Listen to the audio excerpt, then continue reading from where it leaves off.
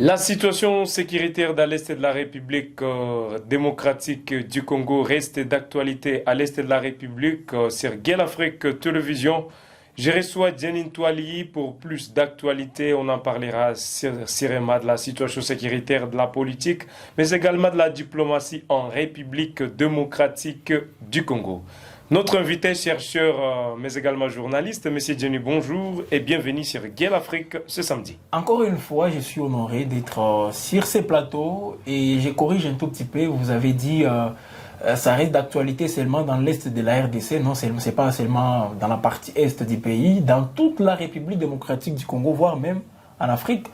Les gens sont intéressés par cette actualité. Donc, c'est pas seulement dans l'Est du pays. C'était juste une petite correction que je voulais apporter. Comment vous allez? Bon, je vais bien. Nous voyons le week-end se poursuivre.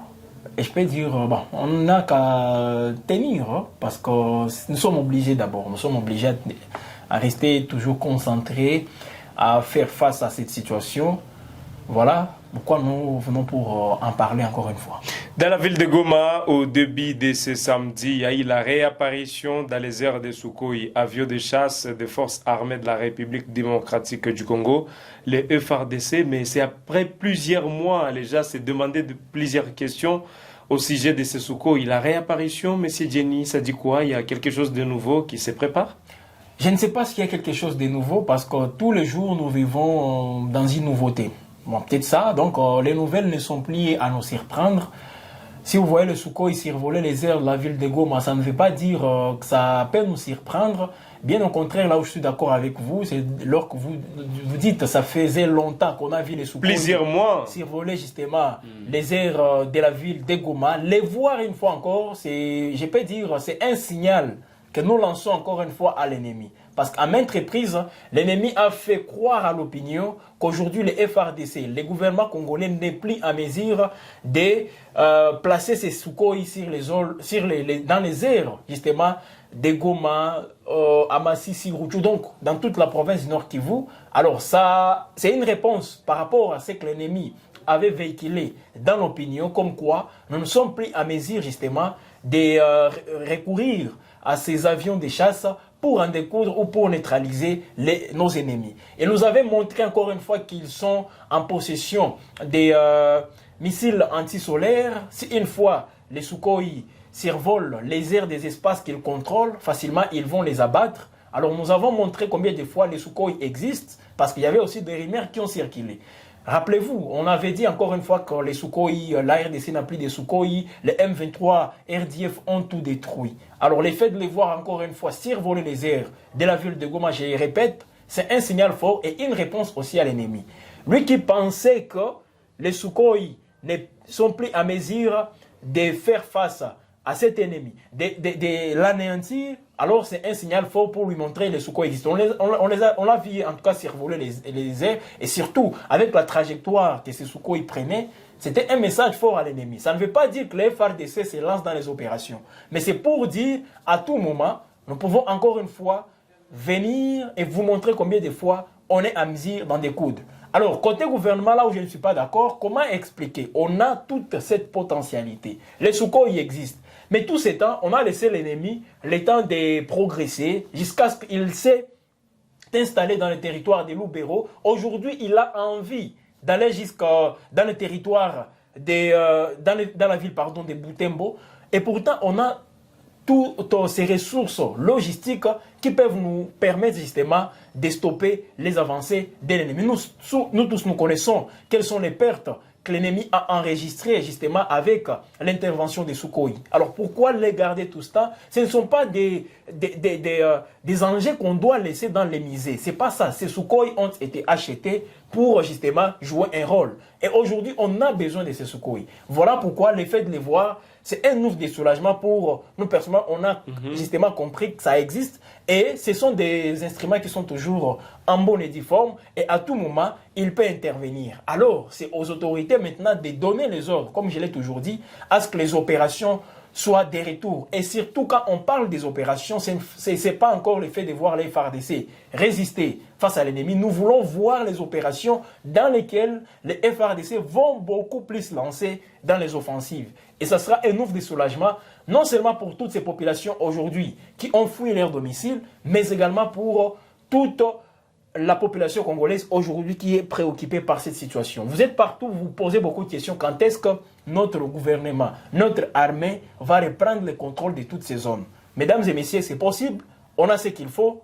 Les Sukhoi, ce sont des instruments très importants pour nous, pour non seulement stopper l'avancée de ces envahisseurs, de ces agresseurs rwandais, mais aussi les anéantir parce que nous sommes appelés. La République démocratique du Congo, je le disais, c'est un pays à vocation d'un pays grand, d'un pays qui doit justement imposer sa notoriété, non seulement au sein de l'Afrique centrale, mais dans toute l'Afrique, vu la position que nous occupons, vu toutes les potentialités que nous avons, et ce que nous sommes en train de subir aujourd'hui comme honte, à un certain moment, nous devons dire stop, ça doit cesser, et la République démocratique du Congo doit retrouver ses lettres de noblesse. Alors, la réapparition de ces Sukhoi a suscité une certaine curiosité au sein de la population. Ils ne s'attendaient pas? Personne, mais surtout c'était dans les premières heures de la journée, c'était le matin autour des, je crois, 7 heures, heure locale, qu'on a vu, 7 heures passées, qu'on a vu les Sukhoi survoler les airs. Personne ne savait. Comment ça a suscité la curiosité des gens? Parce que ça faisait longtemps. Les retours des Sukhoi. Moi-même, je me suis demandé est-ce que c'est vraiment les Sukhoi qui survolent les airs de la ville de Goma, parce qu'on avait même l'impression de ne plus se rappeler du bruit que faisait justement cet instrument, mais dès lors qu'on a compris que c'est le Sukhoi, c'était un ouf de soulagement pour nous. Et voilà, encore une fois, comme je le disais, l'ennemi comprend justement que les FRDC ont toujours cette capacité de l'anéantir. L'ennemi comprend justement que tout ce qu'il nous a intimidés avec les missiles antisolaires, voilà, les Sukhoi sont là. Si vous êtes en mesure de les frapper, de les abattre, faites-les et puis on va voir qui est fort entre vous et le gouvernement. C'est vrai, c'est pas une compétition pour montrer qui est fort et qui n'est pas fort, parce qu'on ne peut pas justement jouer avec la vie de la population. Les gens sont en train de mourir avec cette situation, mais moi je pense bien que la RDC, c'est elle qui doit à un certain moment faire plus. Je ne parle pas, je n'ai même pas besoin de voir dans quel état se trouve l'ennemi, parce que je sais bien que l'ennemi est du mauvais côté. Alors c'est au gouvernement congolais surtout de voir, de faire mieux, c'est permettre surtout au FRDC de reprendre les offensives. C'est vrai, on peut discuter.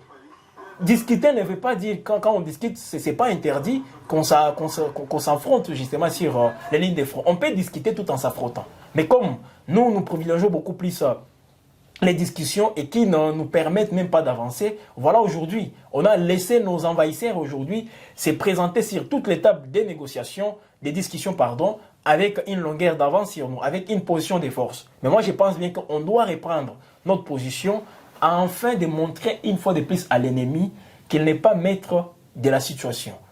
On l'a laissé le temps justement de faire tout ce qu'il voulait.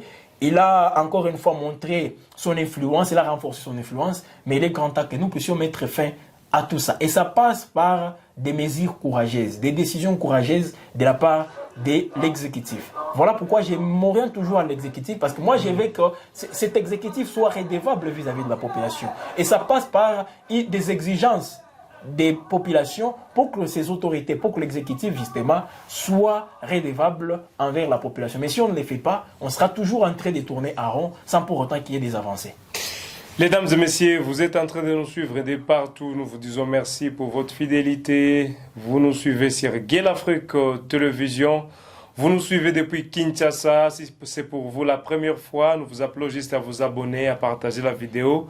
Mais également de commenter. Vous devez commenter à tout ce que nous faisons sur Gay l'Afrique Télévision. Et on parle ici de la situation dans la ville de Goma. Monsieur Jenny, je profite de cette occasion pour parler de cette ville morte qui est appelée Selenji par la société civile et les mouvements citoyens qui disent que le lundi, on n'aura pas d'activité pendant ce temps. Le lundi, c'est la rentrée scolaire le 2 septembre. Tous les enfants doivent se retrouver à l'école, mais de l'autre côté, le mouvement citoyen dit niet, cela ne va pas se faire ce lundi parce qu'ils protestent contre les redéploiements des Kenyans sur les sols congolais. Alors, c'est vrai, un mouvement de grève, non pas de grève, hein, ils décrètent justement une journée ville morte. Alors, pourquoi les faire? Est-ce la seule action qui peut faire à ce que nous soyons écoutés. Quand je dis nous soyons écoutés, parce que ces mouvements citoyens font partie de la population. Alors, à un certain moment, moi, je pense bien qu'il est grand temps que nous puissions d'abord comprendre qu'est-ce qui se passe. On parle du redéploiement des troupes kenyanes. Ils viennent dans quel contexte?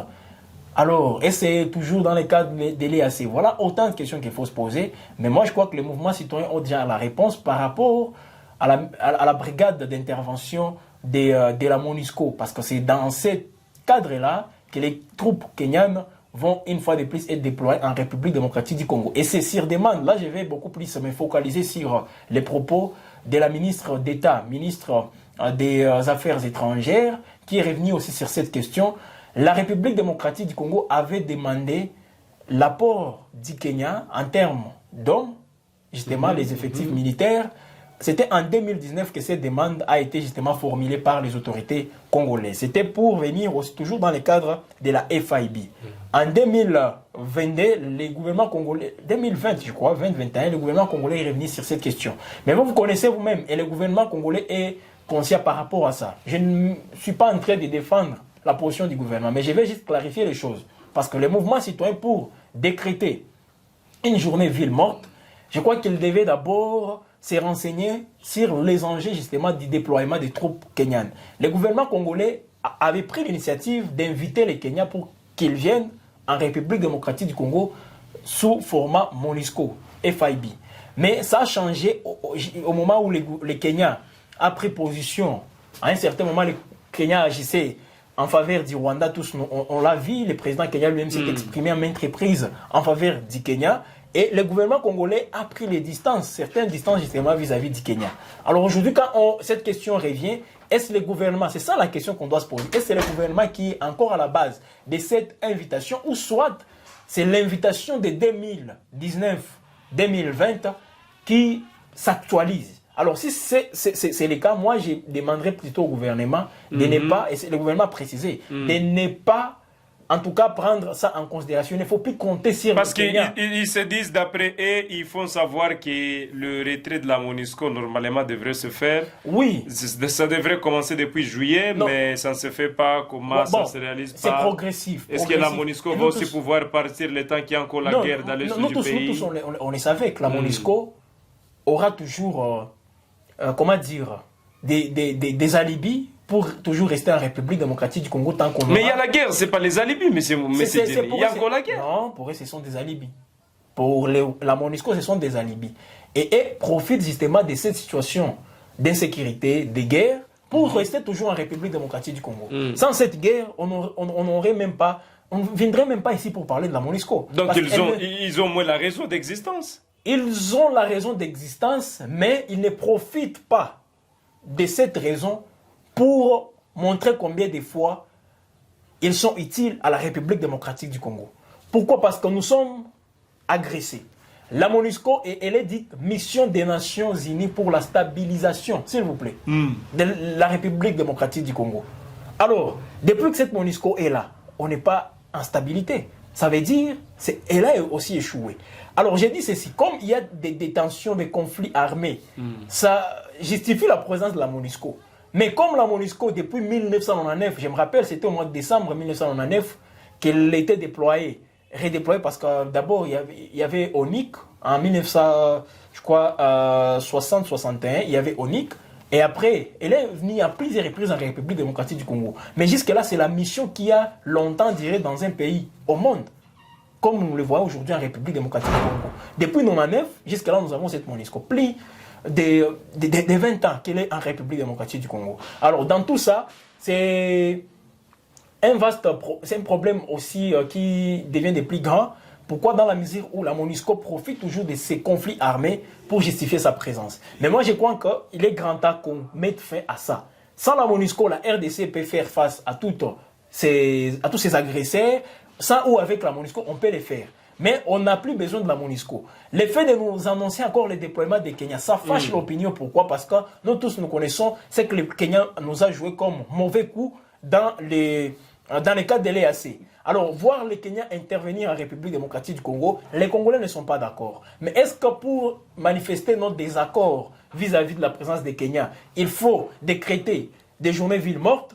Et c'est le seul problème qu'on a pour justifier, ou disons pour déployer toutes ces énergies et appeler les gens à ne pas travailler, rester à la maison. Mais également, moi, je ne crois pas. Mais également, on a l'insécurité grandissante ici en ville de Goma, l'insécurité urbaine.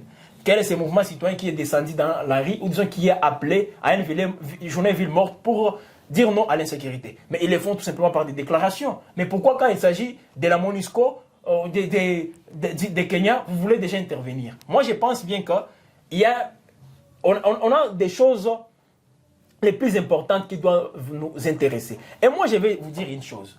J'aurais bien voulu, et c'est ça mon souhait, que les mouvements citoyens, que tous ces leaders justement qui appellent à une journée ville morte, orientent ces exigences au gouvernement congolais. Le gouvernement congolais a la possibilité, a la capacité de dire non officiellement à l'entrée des troupes kenyanes sur le sol congolais dans le cadre de la MONUSCO. Le gouvernement congolais a cette possibilité. Donc, on doit être beaucoup plus exigeant. Au lieu de s'attaquer à la MONUSCO, vous les appelez à aller directement... soyons exigeants envers les autorités. C'est eux qui ont les mandats publics. C'est eux qui ont eu la confiance de la population le 20 décembre 2023. Donc, orientons tous ces désidérata, tout ce qui nous ronge aujourd'hui envers ces autorités. C'est eux qui doivent nous donner des réponses. Les Kenyans, s'ils peuvent venir, je vous l'ai dit encore une fois, et la ministre elle-même l'a dit, et les Kenyans, s'ils peuvent venir, c'est parce que le gouvernement congolais les avait invités en 2019. Mais aujourd'hui, comme le contexte ne favorise plus, le gouvernement dit qu'il va revoir tout ça. Et il ne peut pas aussi accepter directement que les Kenyans interviennent dans la République démocratique du Congo. Donc c'est un mouvement citoyen de mettre de l'eau dans l'air vin. Mais au-delà de ça, au-delà de ça, disperser les énergies. Voilà. Moi je répète, je veux que nous soyons beaucoup plus exigeants envers ces autorités. S'il vous plaît, ces autorités nous doivent beaucoup de choses. Soyons très exigeants envers ces autorités. Et moi je pense bien que ça peut être beaucoup plus profitable. Monsieur Jenny, on sera en train de finir cette émission. On a encore au moins 2 points à prendre, mais j'ai aussi une autre question à ce niveau. Il faut savoir, ces mouvements citoyens, que ils ne veulent plus aussi que le gouvernement continue les processus de Luanda. Par là, on va finir. Le processus de Luanda. Ils s'opposent à ça. Bon, le processus de Luanda, c'est vrai, ça nous a tous déçus. Ça, il faut le préciser. Mais moi, je l'ai toujours dit. Comme ils veulent que le gouvernement que le gouvernement cesse avec le processus de Luanda. Mais moi, j'ai toujours dit, si à Luanda, ça ne marche pas, c'est parce que nous sommes faibles. On n'a pas si convaincre. Ça, c'est fort, mais c'est on n'a pas si convaincre même la médiation. On a été faible vis-à-vis du Rwanda au niveau de l'Angola. Pourquoi je l'ai dit? On s'est réveillé avec retard. On est venu avec notre préalable qui devrait être présenté tout juste au début de ce processus, mais nous sommes venus en retard avec les préalables qui parlent justement du retrait des troupes rwandaises sur le sol congolais, enfin de discuter maintenant. Mais on a été faible parce qu'on n'a pas su convaincre ni les Rwandais ni la médiation enfin de céder à ces préalables. Et pourtant, nous, on a accepté les plans pour neutraliser les RDF, les FDLR, qui n'existent plus. Et vous-même, vous le savez, qu'ils n'existent plus. Alors, on a été faible parce que notre diplomatie est allée avec beaucoup de tâtonnements. Et voilà là où ça nous amène. Voilà pourquoi je recommande encore une fois au mouvement citoyen d'être toujours exigeant envers les autorités. Voilà, si vous devenez exigeant envers les autorités, ils vont nous faire une très bonne diplomatie. Voilà. C'est comme ça. Merci beaucoup. Alors, on va finir par ici. Nous allons lire ces 2 paragraphes. On termine par l'AFDC allié AFDCA affirme n'avoir pas été récompensé au regard de son poids politique dans la famille Union Sacrée. Ça, c'est 1. Et dès on finit par ici, désormais Sumbusi Tamambu et le haut représentant du président Félix Antoine Tshisekedi pour le suivi des portefeuilles et des routes au portefeuille de Luanda et des organisations économiques régionales après la révocation par ordonnance du professeur Tibangu Kabeya Serge qui a exercé cette fonction depuis les premiers quinquennats du président Félix Antoine Tshisekedi. Un AFDCA, ils disent ne pas être satisfait de ce qu'on leur a servi dans la famille Union Sacrée. Et au-delà de ça, Tibangu a été révoqué. Bon, les histoires là de l'AFC, de la FDC, bon, ça ne m'intéresse pas trop. Vous savez, ce sont des politiques. Ils peuvent faire ce qu'ils veulent. Nous sommes intéressés par la guerre. Et voilà, quand les gens sont en train de mourir, vous parlez politique. En tout cas, je n'ai pas trop... Ils n'ont pas été servis comme ils... Bon, c'est à eux de voir s'ils n'ont pas été servis, tenant compte de ce qu'ils avaient pris comme engagement avec l'Union sacrée. Ça ne nous intéresse pas trop. Mais tout ce qu'on a comme Tchibango... Tchibango évoqué. On le voit un peu partout dans les salons diplomatiques aujourd'hui évoqués. C'est quoi le souci? Je viens de vous dire, il y a un problème diplomatique, on tâtonnait beaucoup. Jean-Claude Baala aussi a été révoqué, des révocations par révocation. Alors on va voir ce qui va suivre, mais bon, on n'a pas trop de choses à dire, mais c'est un signal fort encore une fois qu'il y a un ça ne va pas dans les pays et l'exécutif a beaucoup de choses à faire pour nous éviter tous ces ridicules. Mesdames et messieurs, c'est la fin de cet entretien avec Jeanine Touali. Nous vous disons merci de nous avoir choisis, de nous avoir suivis sur Gale Afrique Télévision. Monsieur Jeanine, merci beaucoup d'avoir accepté notre invitation. Merci aussi de nous avoir encore une fois conviés. Bon week-end sur vous et à la prochaine pour d'autres actualités.